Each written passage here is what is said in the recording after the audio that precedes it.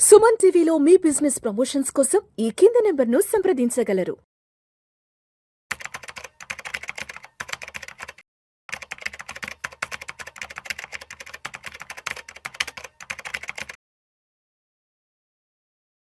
Suman TV ప్రేక్షకులకు స్వాగతం. నేను doctor Anil Kumar Bachchu, certified financial ప్లానర్ని, అలాగే ఆంఫీ రిజిస్టర్డ్ మ్యూచువల్ ఫండ్ డిస్ట్రిబ్యూటర్ని కూడా. సో చాలామందికి ఏంటంటే ఒక క్వశ్చన్ వస్తూ ఉంటుంది, లైఫ్ ఇన్సూరెన్స్ కంపెనీలు అట్లీస్ట్ 30 కంపెనీలు ఉన్నాయి ఇండియాలో. ఎలాంటి లైఫ్ ఇన్సూరెన్స్ కంపెనీ మనం సెలెక్ట్ చేసుకోవాలి మనం పాలసీ తీసుకుంటే? ఎందుకంటే వెరీ ఇంపార్టెంట్. లైఫ్ ఇన్సూరెన్స్ అనేది చాలా చాలా ఇంపార్టెంట్ అయిన ఫైనాన్షియల్ ప్రోడక్ట్. ఇది ఒక ఫౌండేషన్.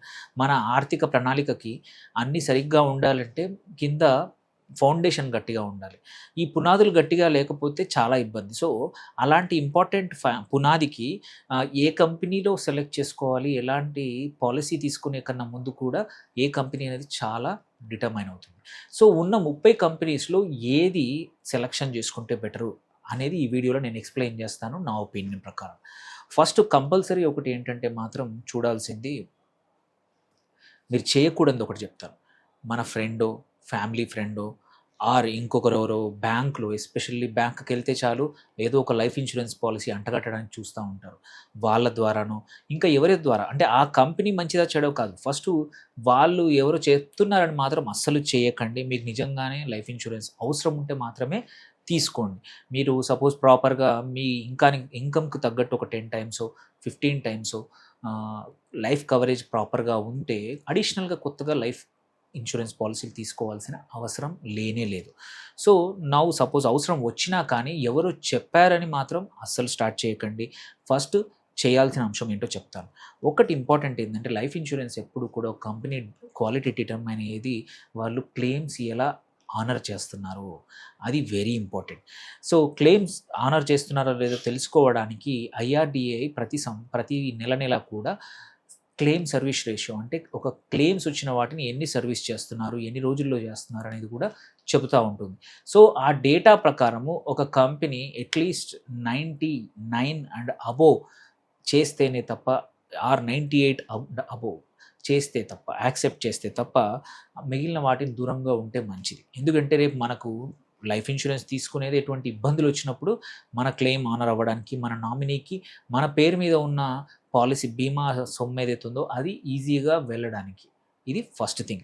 సెకండ్ వచ్చేసి, మోస్ట్ ఆఫ్ ద కంపెనీస్ ఏంటంటే ఎన్ని రోజుల్లో వాళ్ళ క్లెయిమ్ని క్లోజ్ చేస్తున్నాయి, యాక్సెప్ట్ చేస్తున్నాయి కూడా ఇస్తుంది. ఫస్ట్ పారామీటర్ సెట్ అయ్యాక నెక్స్ట్ పారామీటర్ ఏంటంటే షార్టెస్ట్ టైం టు క్లెయిమ్. అది చూసుకుంటే అవి కూడా దొరుకుతుంది సెర్చ్ చేస్తే. అది కూడా చూసుకొని అప్పుడు అది కూడా చేశారంటే 3-4 కంపెనీలకు వస్తారు. సో దీని తర్వాత ఇంకొక ఇంపార్టెంట్ నెంబర్ ఏముంటుందంటే సాల్వెన్సీ రేషియో అంటాం. సాల్వెన్సీ రేషియో అంటే ఏంటంటే కంపెనీ బేసికల్గా ఫ్యూచర్లో పే చేయాల్సిన ప్రీమియమ్స్ ఆర్ క్లెయిమ్స్ కోసము ఫైనాన్షియల్ స్ట్రెంగ్త్ ఉందా లేదా అని. ఐఆర్డిఐ మినిమం ఏమంటుందంటే 1.5 సాల్వెన్సీ రేషియో ఉండాలి అంటుంది. సో మీరు చూస్తే ఏంటంటే మాత్రం జనరల్గా 1.8 కన్నా ఎక్కువ ఉంటే మంచిది. దో ఐఆర్డిఐ 1.5 చెప్పినా హయ్యర్ ద బెటర్ అనమాట సాల్వెన్సీ రేషియో. సో ఇంకొకటి దాంతోపాటు ఏంటంటే ఎక్కువ పర్సిస్టెన్సీ ఉంటే, అంటే existing customers second year, third year, fourth year కూడా ప్రీమియం కడతా పోతూ ఉంటే అప్పుడు ఏంటంటే మిస్సెల్లింగ్ జరగనట్టు ఆ కంపెనీ యొక్క పాలసీ ఆర్ ప్రోడక్ట్లు కూడా కొంచెం బెటర్గా ఉన్నట్టు వెన్ కంపేర్ టు మార్కెట్ కన్నా. దాంతోపాటు కంప్లైంట్స్ డేటా కానీ గ్రీవెన్స్ డేటా ఏదైతే ఉందో రేషియో చూసుకుంటే పర్ 10,000 పాలసీలకి ఒక కంపెనీ మీద ఎన్ని కంప్లైంట్స్ వచ్చాయి అనే రేషియో కూడా ఐఆర్డిఐ పబ్లిష్ చేస్తూ ఉంది. అది అందులో చూస్తే ఏంటంటే ఏ కంపెనీ మీద అయితే అధికంగా కంప్లైంట్స్ ఉన్నాయో వాటిని అవాయిడ్ చేయడం ఉత్తమం. సో ఇది కూడా కొన్ని లిస్ట్లోంచి, ఆ 30లోంచి ఇవన్నీ ఇప్పుడు 4 లెవెల్స్ తర్వాత మీకు దొరికేటివి 2-3 కంపెనీస్. ఓకే, ఈ 2-3 కంపెనీస్లో కూడా ఏంటంటే సర్వీస్ ఎలా ఉంది, ఆ కంపెనీ లిస్టెడా కాదా కూడా చాలా ఇంపార్టెంట్.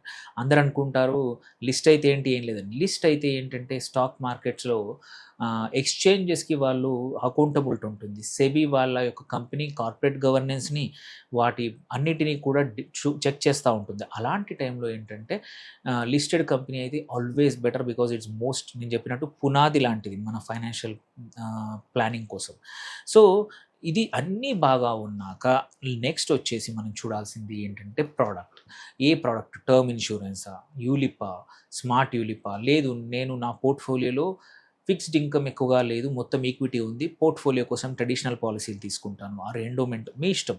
బట్ యూజువల్లీ అవేంటంటే ఆటి పర్పస్ వేరే ఉంటుంది. అవి ఓన్లీ తక్కువ రిటర్న్స్ ఇస్తాయి కాబట్టి ఫిక్స్డ్ ఇన్‌కమ్ కోసం సెక్యూర్డ్ స్పేస్ కోసం మాత్రమే వాటిని ఇన్వెస్ట్ చేసుకుంటే మంచిది. సో, అవి అయినా సరే అనేది సెలెక్ట్ చేసుకోవాలి. So, first should not be most of the time అందరూ చేసే తప్పేంటంటే ప్రోడక్ట్‌ని చూసి ఆర్ మనకు ఎవరైతే అమ్ముతున్నారో ఆర్ ఎవరైతే చేస్తున్నారో దాన్ని బట్టి ఒక లైఫ్ ఇన్స్యూరెన్స్ పాలిసీని అస్సలు సెలెక్ట్ చేసుకోకండి. కంపెనీ యొక్క ఆర్ ఈవెన్ తీసుకున్నా గాని అడగండి. ఈ నంబర్స్ అడగండి. ఈ నంబర్స్‌ని వెన్ కంపేర్ టు వాళ్ళ పియర్స్ ఆర్ వాళ్ళ కాంపిటీటర్స్ కన్నా ఎలా ఉందో అడగండి. ఎందుకో రీజనింగ్ తీసుకోండి. నమ్మకపోతే ఆ కంపెనీని వదిలేసి ఇంకొక దగ్గర తీసుకోండి తప్ప జస్ట్ బికాజ్ ఎవరో చెప్పారని మాత్రం డోంట్ టేక్ ఇట్. ఈ క్లెయిమ్ సర్వీస్ రేషియో కానీ, సాల్వెన్సీ రేషియో కానీ, కంప్లెయింట్స్ పర్ 10,000 కానీ వెరీ ఇంపార్టెంట్. మీకేమైనా క్వెషన్స్ ఉంటే పోస్ట్ చేయండి. ఈ వీడియోని నలుగురికి షేర్ చేయండి. ఉపయోగపడిన వాళ్ళవుతారు. మీరు వాళ్ళకి హెల్ప్ చేసిన వాళ్ళవుతారు. Thank you for watching. Signing off doctor Anil Kumar Bachu.